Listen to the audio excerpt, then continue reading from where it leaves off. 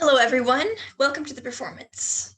My name is Maya Miro Johnson, and I'm a composer, conductor, performance artist, violinist, dancer, writer, and interdisciplinary performer currently studying at the Curtis Institute of Music. Also, this is Felix. Well, I may be many things. That which I most infrequently identify as is a violinist. However, this has been an extraordinary year in so many tragic ways, and desperate times really call for desperate measures. And I decided that the only way that I would have any access to any kind of live music making during the pandemic would be if I picked up my instrument myself and started playing. So not only did I decide I wanted to play, but I decided I also wanted to play music that I could not in a normal live concert scenario. I've put together a repertoire of works that could never possibly be paired on a regular concert program in a concert hall due to their various and demanding technical requirements. They are works which span generations, continents, and decades, and which represent only a tiny fragment of the diverse aesthetic array of materials, sounds, art, and music which we have before us today. Accordingly, I would like to thank the living composers for their time and for lending me their creative talents and giving me their voice through which to broadcast my own. Having this project has been a real lifeline in an extremely difficult time, an isolated online semester spent combating a brain injury after being in a bad car crash, death, illness, lack of resources surrounding. And I cannot thank enough the people who helped me put this performance together and therefore helped me keep myself together this fall. Devin Maxwell, Daniel Tselyakov, and Nicole Coleman, who lent invaluable artistry and technical skill to the project. And of course, thank you for watching, for being the eyes and the ears and the minds of the world without which none of this would have any meaning. So without further ado, on to the first piece of the program.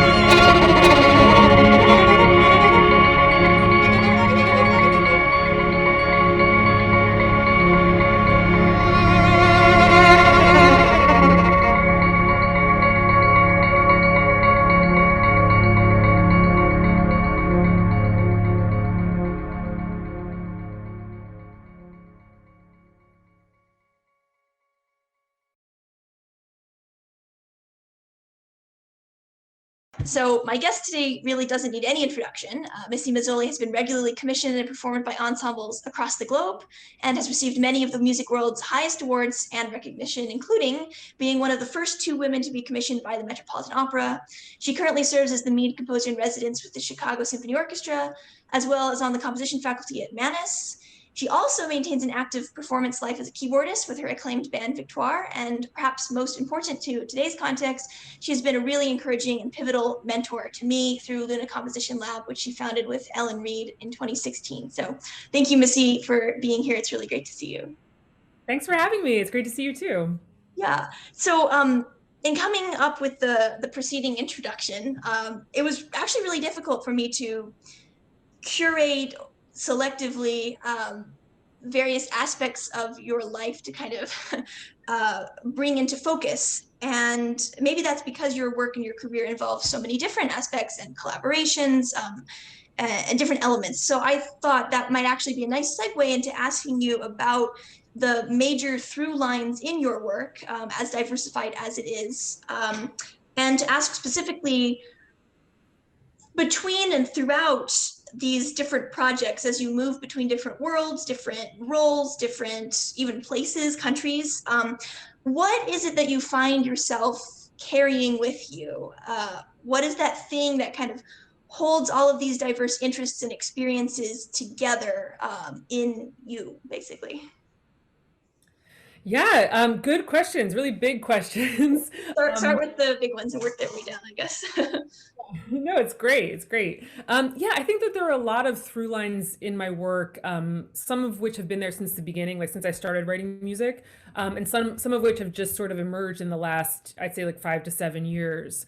I mean, I've always been interested in storytelling, so all of my work, even works that are purely instrumental or don't have any vocal element, they all tell a story. There's always some narrative, and really that's the way that I hear music. That's the way that I conceive of music. I think as a kid, music had a really powerful impact on me because it wasn't just music to me. It was this emotional landscape. It was this story. It was nostalgia. It was memory. It was like all of these things, and it felt like such a powerful tool, and that's why I became a musician in the first place. So I think storytelling is one of them that evolved in the last 5 to 7 years to really, I sort of focused on stories about women, and women through history, up to the present, and women in difficult situations.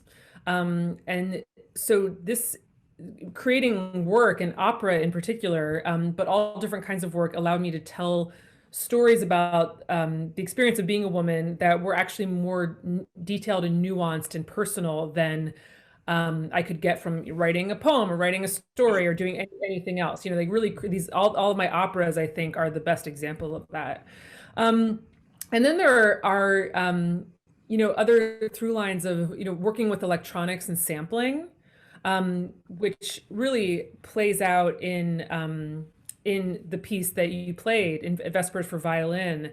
I think that these elements of storytelling and sampling are really present there, with the goal of creating an emotional landscape, for lack of a better word, an emotional sort of place that the audience can step into. And I'm interested in, you mentioned collaboration, which has also, been maybe the through line of all through lines. I think that when you're just starting out as a composer, it's harder to find collaborators. But I feel like for me, in the last 10 years, I've really found my people, who we can make stuff together again and again. My librettist Royce Vavrick, the director James Dara, video designer Adam Larson, different choreographers and dancers. I mean, these are people who I will work with for the rest of my life, and that's like a really, really beautiful thing. Would you say that music for you necessitates storytelling, or the storytelling necessitates music? Yeah, it's like very reductionistic, dualistic. It might be something, a third option, but I'm just curious to delve into that a little bit more. I think that for me, it's the storytelling requires music. For me, it's the emotions, the feelings come first. And we're talking about big things here. The confusion of just being a person in the world, trying to relate to other people, watching the ways in which, these forces play out on a larger scale, the ways that countries relate to each other, or cultures try to relate to each other. I mean, these are massive, massive ideas, and that sort of the frustration of being unable to connect with people, and then the joy of being able to connect with people. These ideas about morality. For example, in my opera Breaking the Waves, it's built around the story of this very complex morality that is not black or white. It's not good or bad. So for that stuff comes first, and then my attempt to express it necessitates music. And where that sort of intersection comes from, I don't know. It maybe was like something about the way that I grew up, or something. But the best way I can express it is through music.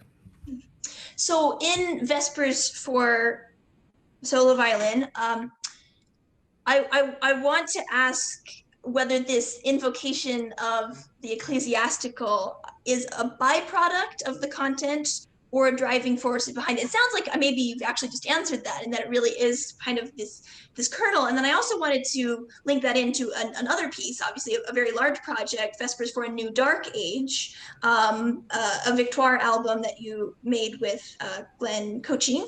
And so I'm interested in the relationship between the two, just chronologically, and then also thematically when you're thinking about this this ecclesiastical concept and all of the baggage behind that.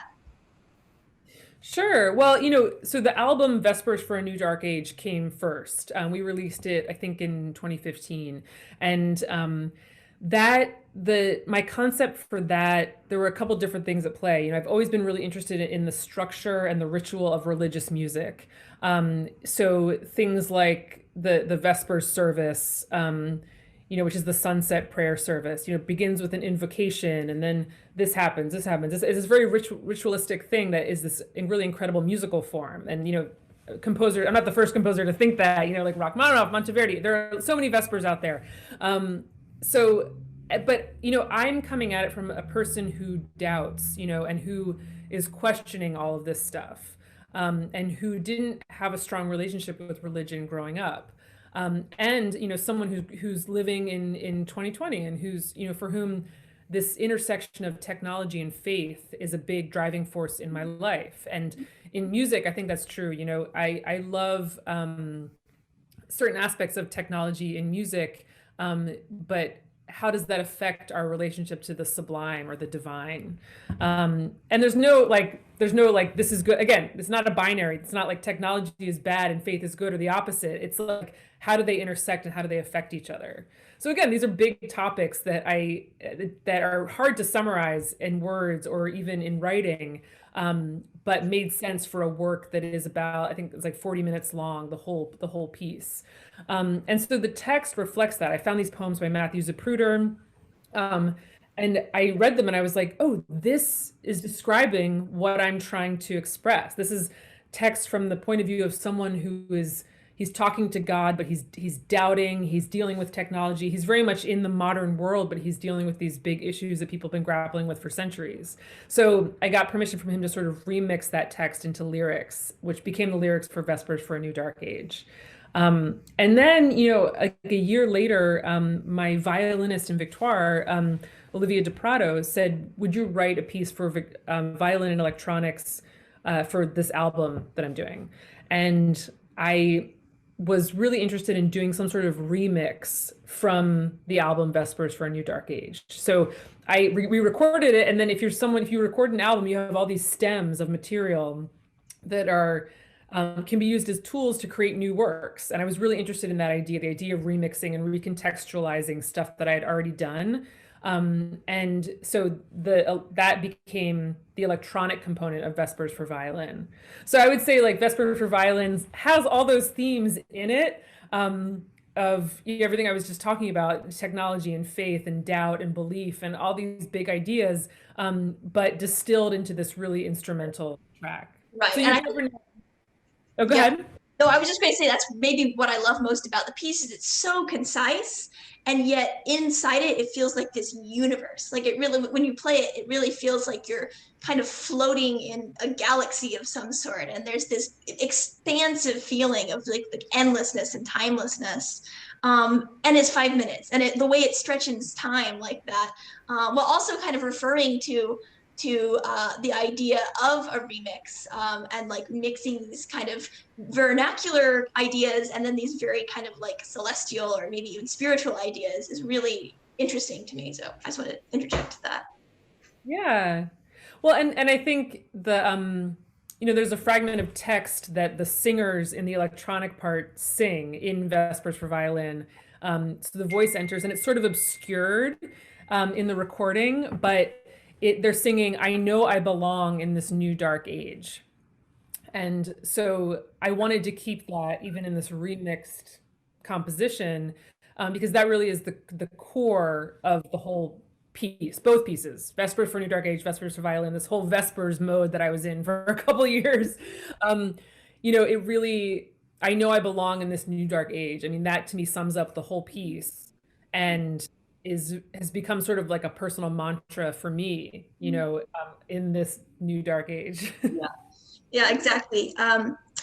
Speaking of that, that faith in technology and that relationship between faith as this larger concept and then the faith that we put on a daily basis in the technology to which we are dependent, as it manifests itself in the piece, I mean, there's three parts, right? There's the violin, there's the delay, and then there's the electronics, and obviously within the electronics, many more components. But if I was wondering if this Trinity aspect is intentional, and then how you went about balancing the role of the three, because they feel really well, I mean, really just well balanced in terms of like the ratio of the content and the way the whole piece comes together.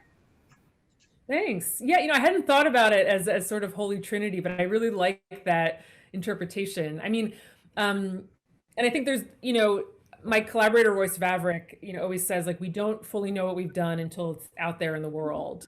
So all these ideas that people come back to me with, and it's like, oh, I've never thought of that. Like those are still totally valid, and it's all within the work. I think that like my goal with this piece was to do something that created like a sort of super instrument, so where the live violin, the delay, and the pre-recorded electronics all became one world. I really didn't want it to be like flashy live violin soloist over electronic landscape. Like that distinction just wasn't as interesting to me. I wanted the violinist to be it's like almost if you watch someone play this work, it's almost like they're creating the whole world with their bow. And I wanted it to not be clear that like this is a live sound, this is coming out of the speakers. It also was supposed to be one thing. Right. Yeah, and I really enjoy that aspect, especially when the speakers are not like visually present. It does seem as though this landscape is being internally generated, or it's completely unclear the source of the sound, whether it's all emanating from the violin, and there's this sense of mystery, and I guess kind of like a sanctity about it, because it's again the beauty of mystery, or of kind of infinity, and like not necessarily knowing, and like that doubt that you were talking about in the piece. We kind of doubt ourselves in terms of where the sound originates and where it goes. Yeah, it's really interesting. So thank you again for coming and speaking to our audience about this work, and it was really a pleasure to record and perform it. Any final thoughts to add? No, I'm just so grateful to you for performing it and for digging deep into the meaning behind it. I mean, that's my favorite thing when performers do that and take the time, because I think it really leads to an amazing performance. So just thank you for having me here. Yes, of course. Thank you again. Have a good rest of 2020, and we'll see you on the other side. Sounds good.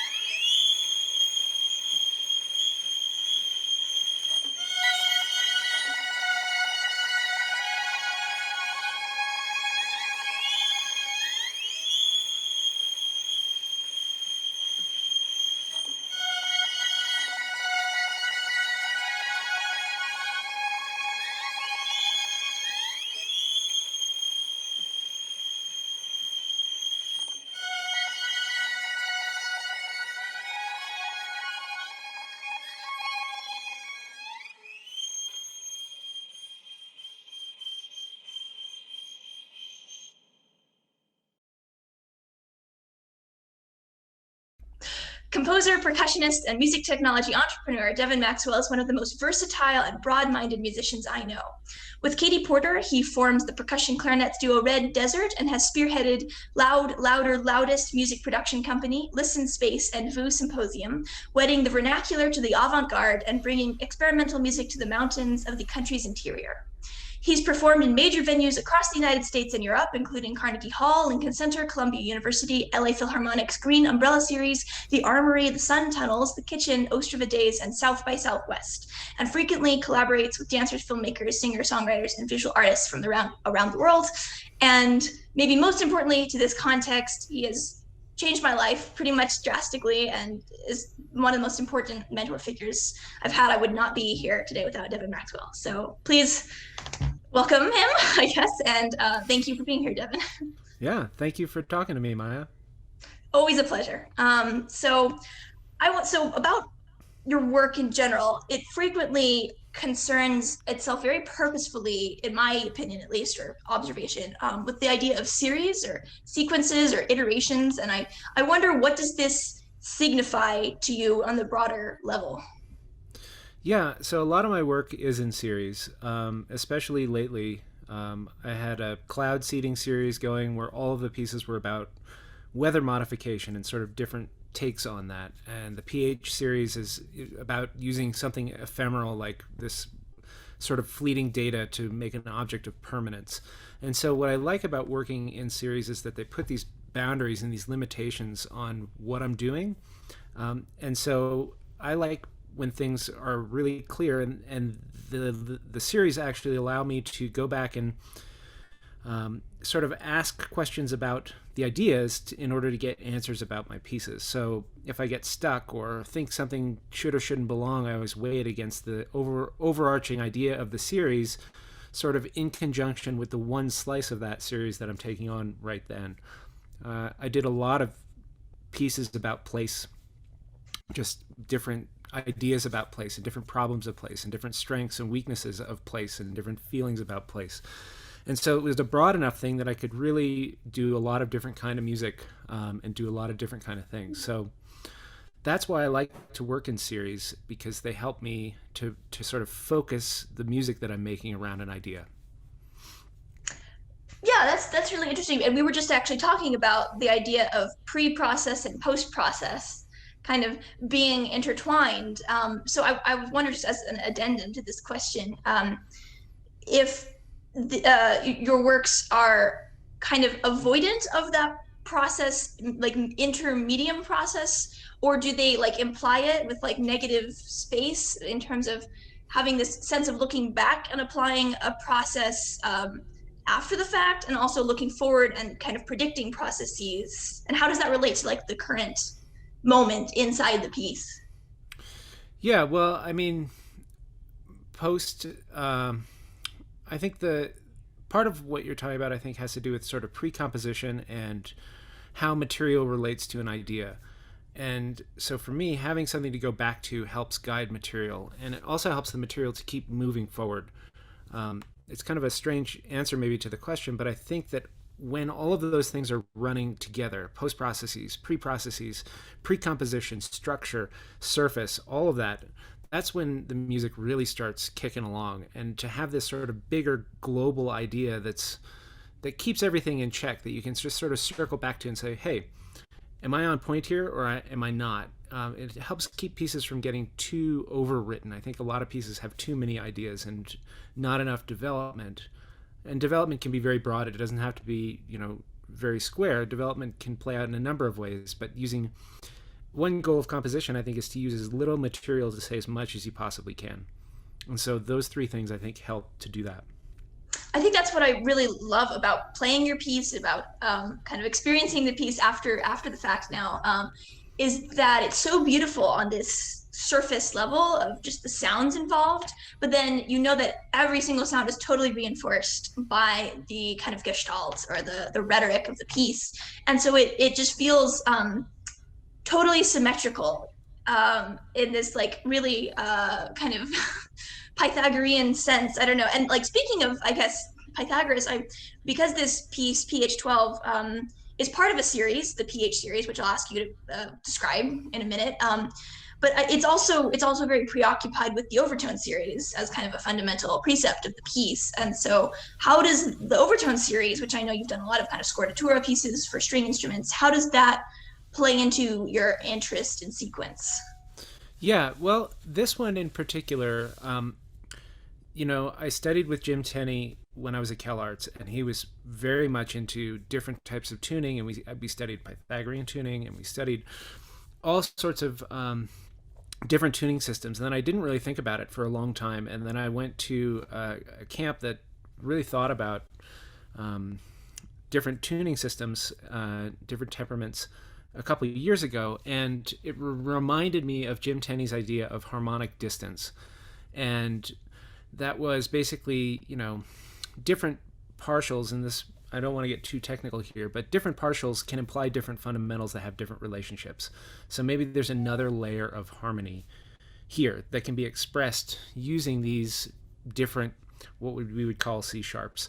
And so for this, I wanted to unify everything around a C sharp, a partial off of the open G string.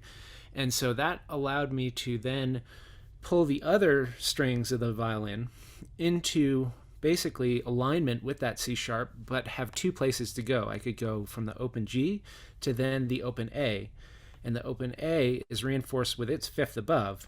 So if you think about this sort of in terms of sort of boring technical normal music, I was able to modulate using this common C sharp to a completely new fundamental, a completely different tuning that had a completely different tone. The E above the A has nothing to do with the E that you play on an open G in equal temperament. And so it's very conservative in that way. And for this particular PH piece, I wanted to go somewhere and not come back. It's about sort of a kind of transformation and a kind of breaking away and not looking back. But also knowing that even though you've gone somewhere, there are things that got you there. And this C sharp was my way of getting from G to A. And so on a longer scale, it's sort of like the tuning helped me to reinforce the kind of rhetoric that it was driving the piece. Right, and that's all achieved by a really, really extraordinarily simple mechanism of just moving the strings of the violin down slightly. So the A and the E are minus 35 cents, I think, and the D string is full, like almost a full half step to C sharp, I think minus 42. So, and then the G is kind of that that anchor, that rock you were describing. And that's what I really enjoy about the piece, especially is the way it kind of unfolds just from itself, like this Fibonacci sequence, basically. And there's like so much sound and so many sound worlds contained in literally just slightly changing the tuning of an instrument. I think that's what I really enjoy about like your series pieces, is the way they just unfold themselves via this mechanism. And then that's not to say that they write themselves, because clearly you do a lot of invested work, but yeah, it's really, really interesting to watch kind of natural processes. So that leads into another question I had about the meeting of acoustic and kind of like natural acoustic principles and technology in your work. And because you often kind of bring the two together, as you did with this piece. And so I wonder, how does this affect your musical thinking, or how does your musical thinking kind of affect this duality, and specifically in PH12? Yeah, so I really try and use electronics as a whole separate instrument that has a conversational, not a layered relationship with the performer, but that both of them are on equal footing. So it's another instrument. And then I ask, well, what is this instrument capable of doing that the violin is not? The violin can't really go down much lower than the open G. Yeah. So if I'm implying all of these very low pitches from these harmonics, potentially, I can use the electronics to actually make those pitches, just to generate them. But I also want them to have a relationship with the playing of the instrument. So the sine tones that come in, the low pitches that come in about a third of the way through the piece, those are actually, they're articulated by bowing that happens later in the piece that I used to allow the signal to get through. So when the bowing is loud enough, it actually lets the signal pop through. And so there's always a relationship between these things. It's not just layers, that they're trying to have a dialogue with each other, and it's all trying to move the whole whatever the fundamental idea of the piece is forward. So in this case, it's about, again, not looking back, and it's about changing. And then it's also about sort of, in a self-assured way, knowing what you want out of different things. And so as the performer sort of narrows in and has less of a language, the language, it doesn't calcify, but it kind of becomes narrower, and say, this is what I like. This is what I'm interested in. This is what I want to show you right now. Yeah, and it goes from that C-sharp concept. I mean, it's interesting because the starting pitch of the piece is actually a B at equal temperament. And so the C-sharp is basically always just implied, this implied presence, but it's so powerful. And then the way it ends on that kind of really flat G-sharp, that motion, that upward fifth motion is really lovely and really striking. And like, you won't necessarily hear that, but its presence makes the piece so much more alive. Yeah. Well, and it's a more foreign tone to the G. So the G and the C sharp have more tension than the A and the C sharp. So it starts out with this unstable relationship that stabilizes then around the A and the C. So it's kind of a moving from unrest to rest, or sort of moving from maybe being not so confident to being confident. That kind of transformation is what the piece is about. So, I wonder, what does that have to do with the title and the series itself, the PH series? Because I think people will maybe make some assumptions about it. And if you want to leave it open, that's also fine. But could you maybe explicate that?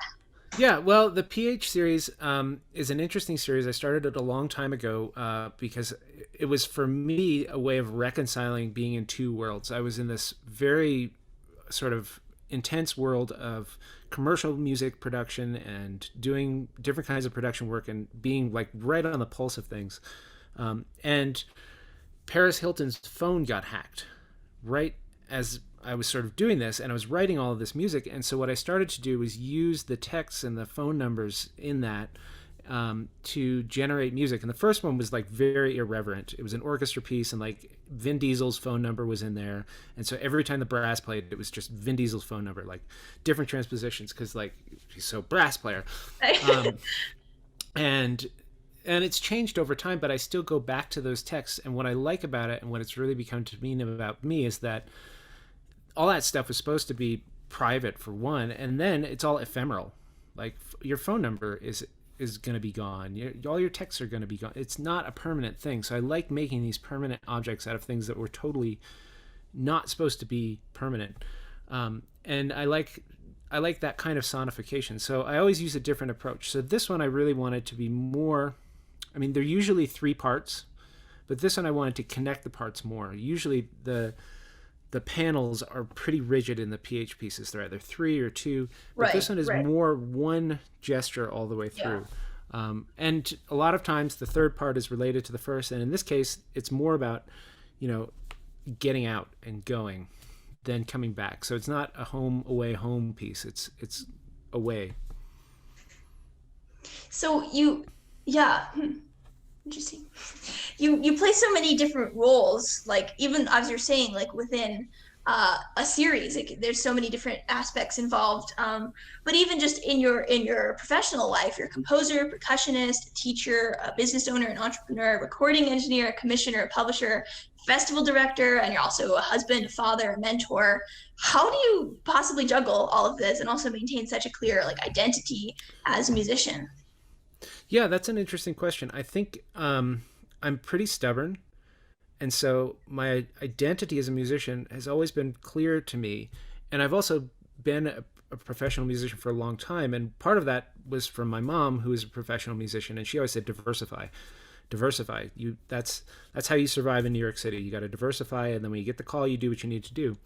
And so my own compositions are a reflection of all of my experiences and all of those things. But I do think it's guided also by entrepreneurship. And I remember Ann Bastian, who's the head of the Lassonde Institute at the University of Utah, and I had a good relationship with her, and she defined entrepreneurship as adding value. And so I think in a lot of these things, you're always, as long as you're adding value, some people do these things for maybe recognition or whatever, but I've always thought of it like, I'm going to add some value here. I have something that I can bring to the table and bring this up a notch. And that's the kind of thing, I think that I always come back to, if things don't pan out. With all of those things are also a lot of stumbles along the way. I've made a lot of mistakes, and I like to share that because I've had the opportunity to make those mistakes. And so in doing that, I'm able to help sort of move everything forward. And so those are the things that I think help me to keep all that clear. I think that being stubborn about my identity just happened. I don't know why. I've just always been that way. Well, I'm glad you are, because you certainly added a lot of value to my life and made me a musician. So, Devin Maxwell, thank you so much for joining me today and for writing this beautiful piece for me. Yeah, thank you, Maya, for playing it.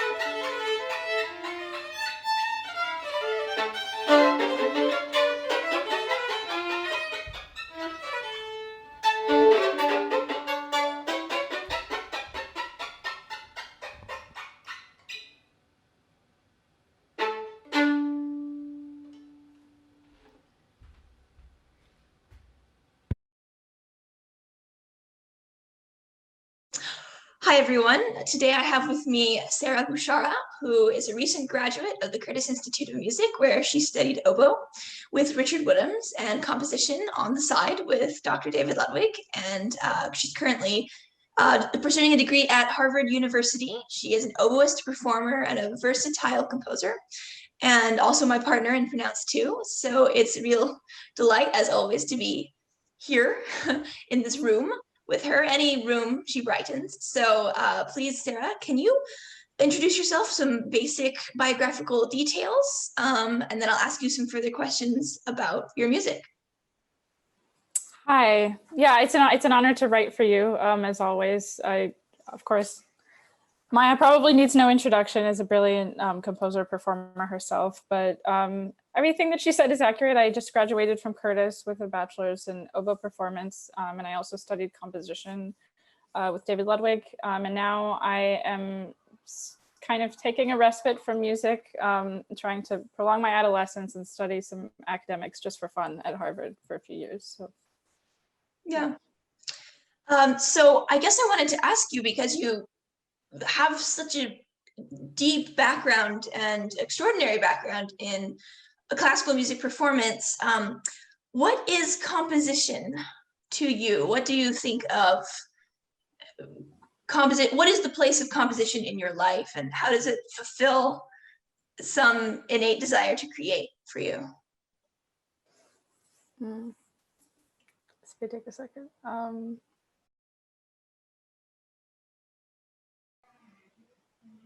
I think that the definition of music is anything that one chooses to call music, and that following composition is anything that someone deems an organization of sound or movement, anything that happens on a concert stage or under some other premise that supposes it as music. So if I chop a banana on stage, if it's a concert stage and we look at it as music, then it is music.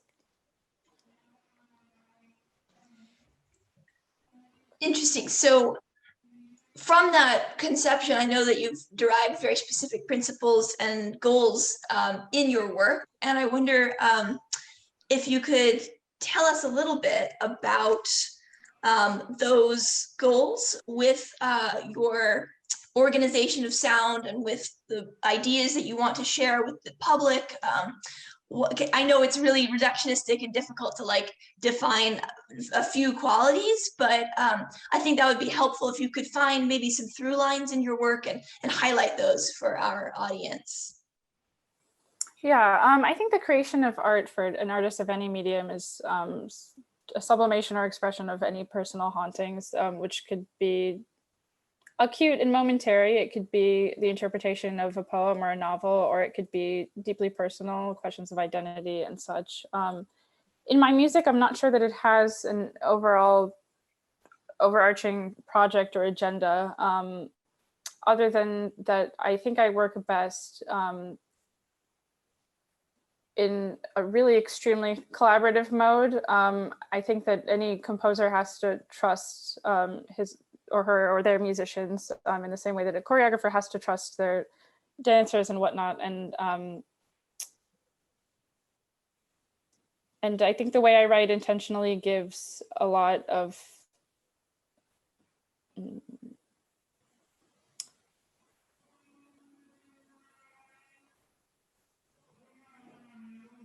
I think it would be a little platitudinous to say that the way I write only gives freedom to the performer. I think that the onus of the soul of the piece changes every time, because the onus is on the performer in a lot of the pieces I write. It's more of a mandate, I think I would say, in some sense, like maybe not a political one, but at least the sense of it's not a burden, but the responsibility or the right, maybe the privilege even, is given to the performer to take into their own hands the expression of the content you've created or the concept that you've created so deftly. And that's maybe what I enjoy most about playing your music and writing music with you, is that the concepts themselves are so well thought through and expressed that even though it's a lot of work for the performer per se, it never feels like work. It feels like fulfillment in many ways. It feels like expressing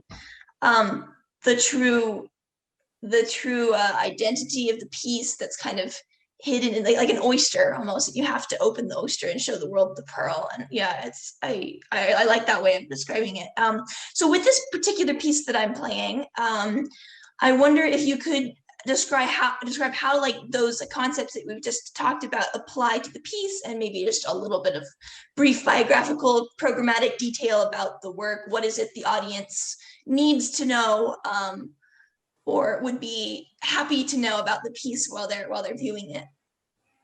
Yeah, so I guess to start off with a general concept, maybe of my music in general, and especially as it applies to this piece, is that I think that at a certain point, musicians and, I don't know, artists of many mediums should recognize that it's an illusory notion to think that we can really get to the soul of whatever a composer was thinking when they were writing something. And so to do away with that very explicitly is sort of why I involve my performers really in the core of designing and composing the piece, really, because anything that I might try to say, I think it would be abusive to think that it's the job of the performer to kind of adopt my vocal cords and speak as I would want to speak things myself. So for this piece in particular, it was inspired by the notion of virtuosity and a very common accusation that a lot of Kurdish performers, especially, unfortunately, performers of color, and more especially Asian classical musicians, and the accusation, the very bigoted accusation that they meet a lot, is that they can only play fast notes.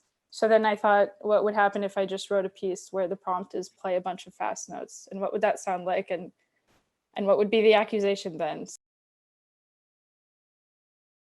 So the title comes from an essay by Émile Zola called J'accuse. The topic of the essay was anti-Semitism in his period, and the false accusation only on the basis of race, which I think that the accusation that a performer can only play fast notes is perhaps a less dire parallel, but it is still a parallel. So.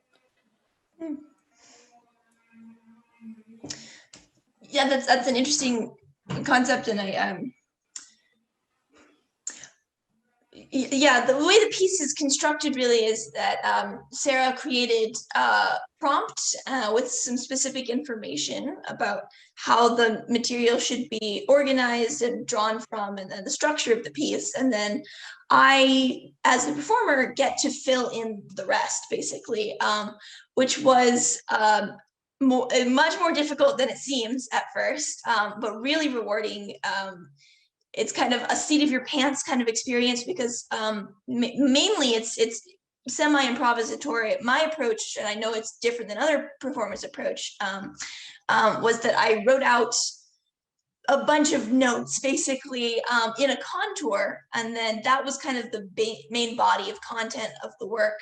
And I would kind of read that, not per se the notes or the accidentals themselves, but the overall contour of the shape and perpetual motion concept. And then I worked with Sarrah a little bit to intersperse quotes from the virtuoso repertoire that and it's interesting because as the repertoire progresses, it becomes less and less virtuosic because it's more and more of a staple or a requirement. And so what Paganini 150 years ago could perform singularly, basically only he could perform this. Now it's on every audition for a conservatory, and every prodigy at the age of 10 is playing the caprices. And I think this piece is interesting because it charts that progress, and it asks really quirkily and I think with a lot of wit, what's next, and not in a like derogatory sense, but in like a curiosity sense of what is going to be the canon, I guess, of the future. Is the concept of canon itself abusive? And like how can we maintain the beauty that's contained in virtuosity and the recognition that's contained in canonical work, but also kind of liberate it from these stereotypical connotations. So I really enjoy playing your piece. Thank you very much for writing it. So I'm glad it exists, and I'm glad I can further its existence. Any parting thoughts? No, I think that's fairly comprehensive. As always, it's an honor to write for you. It's an honor to write for, I think, no, I have nothing more to say. Okay, well, that's Sarrah Bushara, everyone. Keep your eye on her.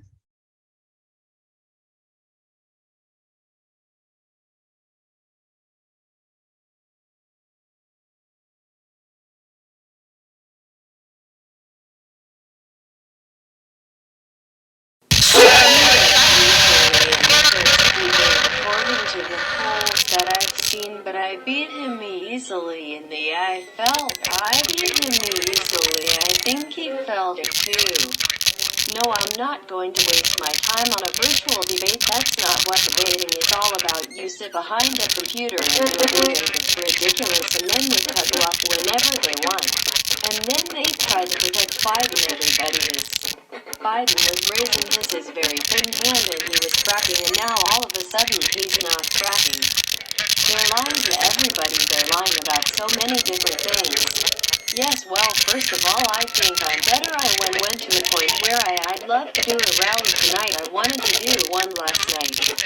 You know, no matter how good the security, you're not going to protect yourself from this thing with just your standard anything unless you just literally don't come out. No, I don't think I'm contagious, but we still have to wait. I don't think I'm contagious at all. You catch this thing, you know it's the particles of dust, it's tiny steps. And remember this, when you catch it, you get better, and then you're immune. You know, as soon as everything goes away from you, you're immune. I'm glad because I'm the leader and I can't be like Biden, where I hang out in a basement every day. Sure, if I wanted to hang out in a basement, I wouldn't catch it, but I meet a lot of people and I have to. They were trying to get things and we were trying to get things, and it wasn't going anywhere. I shut it down. I don't want to play games. Perhaps a couple of pounds we could lose here and there, but you know, because a lot of people in that category. Now what happens if you get better? That's what happens, you get better. They want to hug me and they want to kiss me, and they do, and frankly I'm not telling them to back up. I'm not doing it, but I did say it's obviously dangerous. It's a dangerous thing, I guess, if you go by the COVID thing. I'm back because I'm a perfect physical specimen and I'm extremely young, and so I'm lucky in that way. I think I would have done it fine without drugs, and you know you don't really need drugs. I figured that probably at some point I'd catch it and I'll get better. That's what happened. I've caught it. I could have been out of the hospital in one day. Sometimes I'd be within groups of, for instance, Gold Star families. I met with Gold Star families. I didn't want to cancel that, but they all came in and they all talked about their son and daughter and father. I feel perfect now, Maria, otherwise I wouldn't be able to speak to you. They were trying to get things and we were trying to get things, and it wasn't going anywhere. I shut it down. I don't want to play games. Unless Bill Barr indicts these people for crimes, the greatest political crime in the history of our country, then we're going to get little satisfaction unless I win, and we'll just have to go because I won't forget it. But it's still not that easy. You have a deep state, you have a group of people that don't want to have documents shown, which tells you bad thing, you know, but they have to give them ultimately, and we're getting them, you know. Well, I don't want to say that yet. He's been disappointing. He talks about, you know, even the voting thing, that he doesn't see the voting ballots as a problem. If you were running for office and if you see thousands and thousands of ballots being thrown into rivers and they have your name on it, in some cases, in other words, we had military ballots where people voted for me. The military's going to vote for me because I rebuilt the military. Actually, it was Joe Biden that called the military a bunch of dirty bastards, and he said it on tape. He called them a bunch of dirty bastards, and he said it on tape. We're in all these different sites fighting in countries that nobody ever heard of, and it hurts us because where are your military? Look, I sit next to Joe, and I look at Joe just not lasting 2 months as president. Okay, that's my opinion. He's not going to be lasting 2 months. Pennsylvania will never go for him because Pennsylvania has a million jobs that are fracking. And I saved the chicken tax on the truck. With South Korea, they were going to wipe out a chicken tax. I went to the farmers, I said, look, we got to play a game with these people, but I'm going to put tariffs on you. Nobody even hear of tariffs. We have a lousy farm here. I've never seen such liars as this. They're worse than wicked terrorists in other ways. If people delete emails in a regular court case, delete 33,000 emails and nothing happens to her. Our justice system, nothing happens to her with all of the pages of stuff, thousands of pages that we have. On them, nothing happens to them, nothing happens. Frankly, the Bush people, some of these losers that used to work for Bush, they're worse than the Obama people. But look, they're in the State Department, but Mike Pompeo is unable to get them out, which is very sad. Actually, I'm not happy about him for that reason. And you know, to be honest, Bill Barr is going to go down either as the greatest attorney general in the history of the country, or he's going to go down as a very sad situation. I mean, I'll be honest with you, he's got all the information he needs. No, I'll be tested pretty soon, but I'm essentially very clean. They say it's over periods of 6-7 days, and it was an amazing thing happened to me. I've got to be a leader. I can't. Winston Churchill didn't sit in his basement for 6 months. And I think at some point, it's a tiny, you get to a tiny little microscopic piece of dust and it gets into your nose or your mouth or your eye, frankly, or something else. Or you touch something, so I understand, and then you get better. It's not a heavy steroid. But why isn't Hillary Clinton being indicted for terminating 33,000 emails that she got from Congress? Congress made a request to see them. Everybody else I know gets indicted when they don't get them. We have tremendous black community support, men and women. By the way, it's a gun war for the black community than any president except Abraham Lincoln, and it's true. He's not mentally capable of being president, you know, that everybody knows that. And this monster that was on stage with Mike Pence, who destroyed her last night, by the way, but this monster, she says no, there won't be fracking. I make him actually play for the whole state, you know I did well there before. I don't believe the polls because we've never had as much support. They have a vote thing. They have 5,000 votes. They have thousands of trucks all over the country. This country will go to hell. Your taxes will double and triple and quadruple. Your stock markets will crash. We'll have a depression, the likes of which we've never seen before.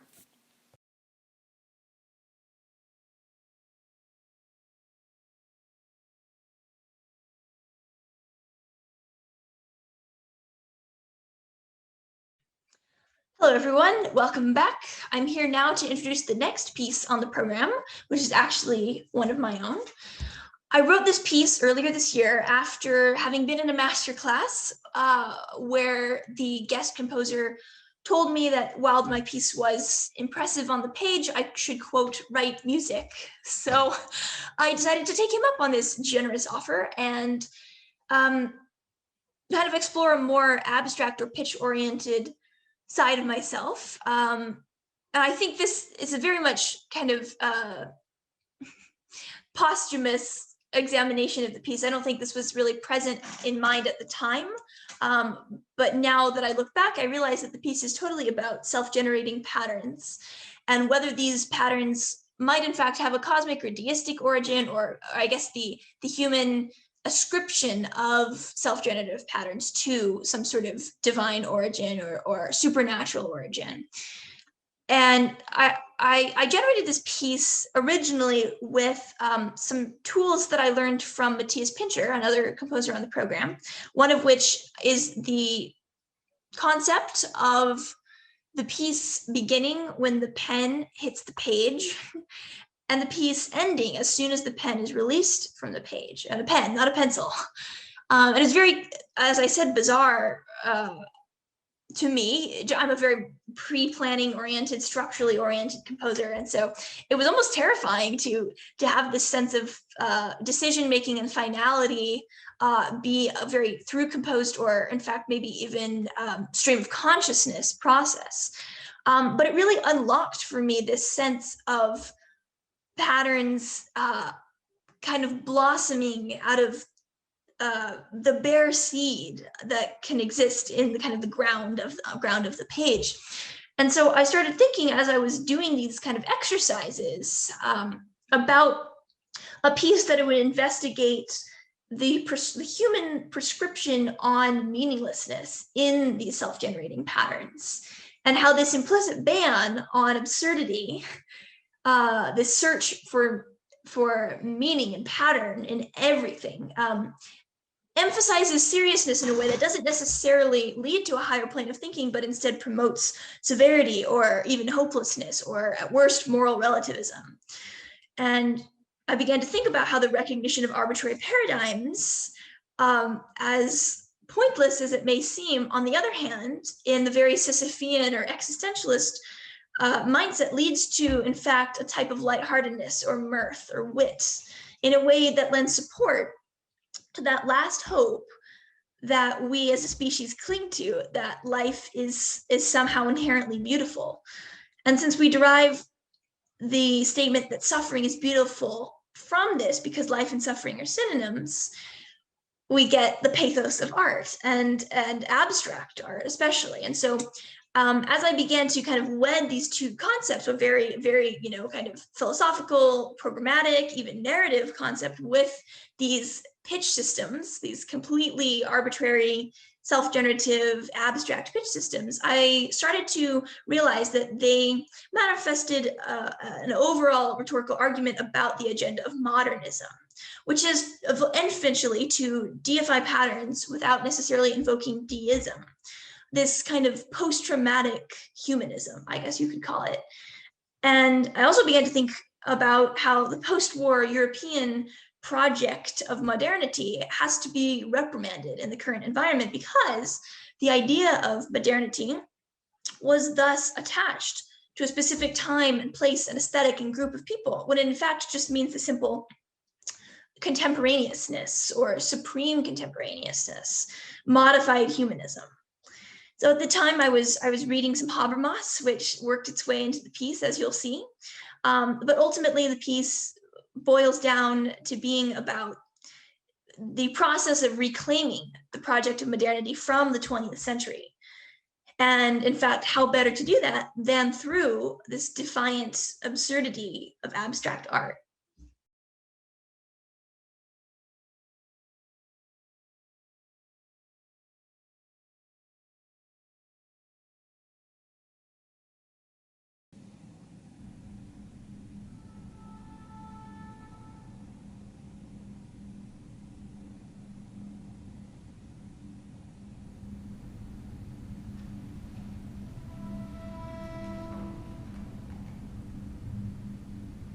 Mm-hmm.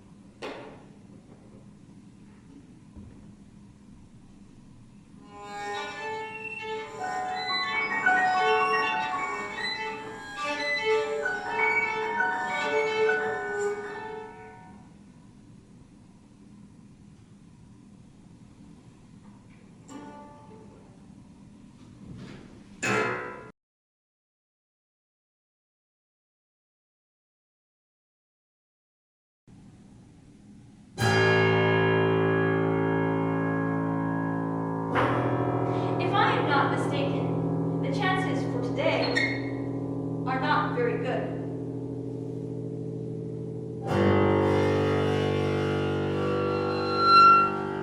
More or less, in the entire world, a climate has developed that furthers capitalist modernization processes as well as trends of cultural postmodernism.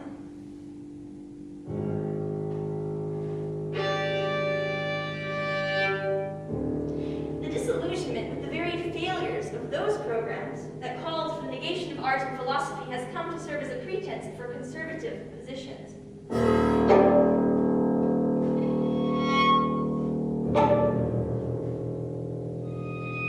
Let me briefly distinguish the anti-modernism of the young conservatives from the pre-modernism of the old conservatives and the post-modernism of the neoconservatives.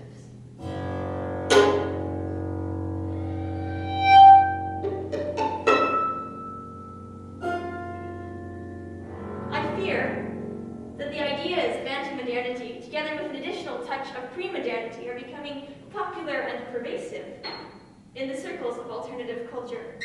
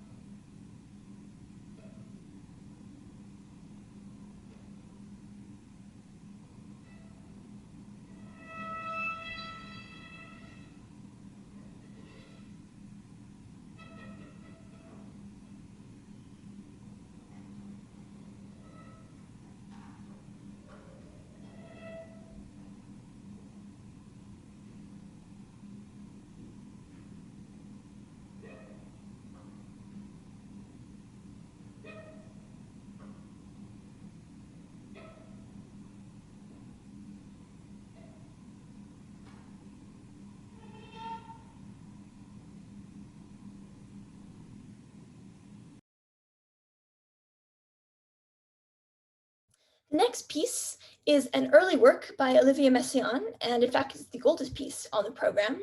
It's really one of my favorite canonical, so to speak, pieces for violin in the chamber context. And while it's very characteristic of Messiaen's harmonic language, the piece is also clearly in an earlier style, referring back to the theme and variations form of earlier eras, and without the type of specific attention to timbre that would be really prominent in his later works. At this point in his life, Messiaen really was known as much as a pianist as a composer, and was studying at the Paris Conservatoire, where he met fellow composition student and violinist Claire Delbos. They worked together frequently, giving concerts in the 20s and 30s, and eventually were married in 1932. This piece was Messiaen's wedding present to Delbos. And while their marriage was very productive and a happy collaboration, Claire suffered ill health and numerous miscarriages throughout the 30s and 40s. During the war, she really deteriorated quickly, and in 1949, she underwent a routine surgery operation wherein there was some sort of freak accident, and she was cognitively damaged by the effect of the anesthesia and incurred amnesia and other decline in memory and function. From that point forward until her death in 1959, she was hospitalized permanently. While I really love the music of Messiaen, and especially in this piece, and I think he's very rightfully considered an important figure in the 20th century, I do also find it slightly disappointing that no works of Delbos remain, especially none for her own instrument, the violin.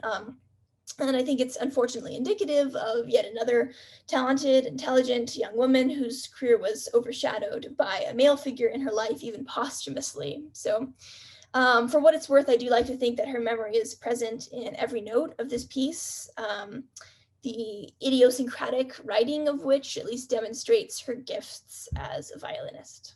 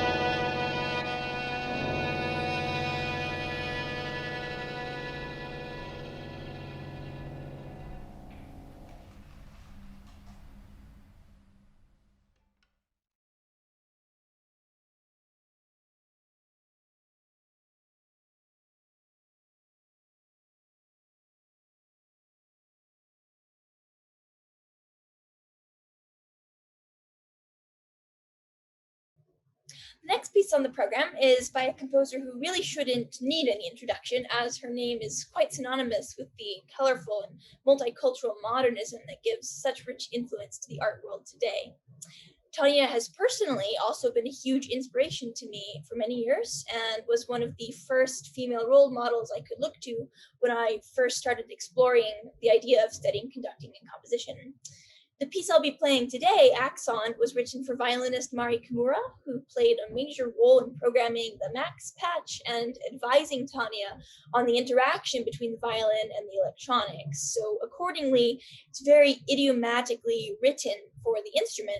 But at the same time, Axon is a very, very challenging piece on many different levels, maybe because foremost of the highly improvisatory nature of very fixed gestures. Tania takes a lot of inspiration from rhythm and rhythmic forms of dance and speech. And so while the score is very highly controlled with time codes demanding very specific rates of speed through which to play very open-ended or vague or mercurial kind of rhapsodic gestures, the space between each gesture needs to be totally free from all expectations or preconceptions. To me, it kind of feels like performing a monologue or a soliloquy. The actor needs to monitor their cues and the pacing of their speech while maintaining this inner sense of spontaneity, like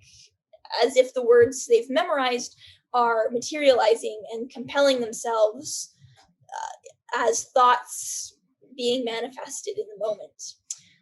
That's something I really admire about Tania's very diverse and polystylistic music, the way she's able to maintain such strict control of time and create these pieces simultaneously that also necessitate total abandon and even a sense of fun and play. While this piece really is a duet, I feel it's more a duet between the violinist and time itself, rather than the violin and the electronics. And while I'm not entirely sure of the programmatic title of the work, so don't quote me necessarily, I do like to think that the musical leitmotifs that occur and then reemerge in different variations and timbres and forms over the course of the piece, aided by the live processing, might to a certain degree represent or depict the lightning fast and always agile firing of neurons and the gradual forging of neural pathways as new knowledge is gained or experiences had or maybe even music heard.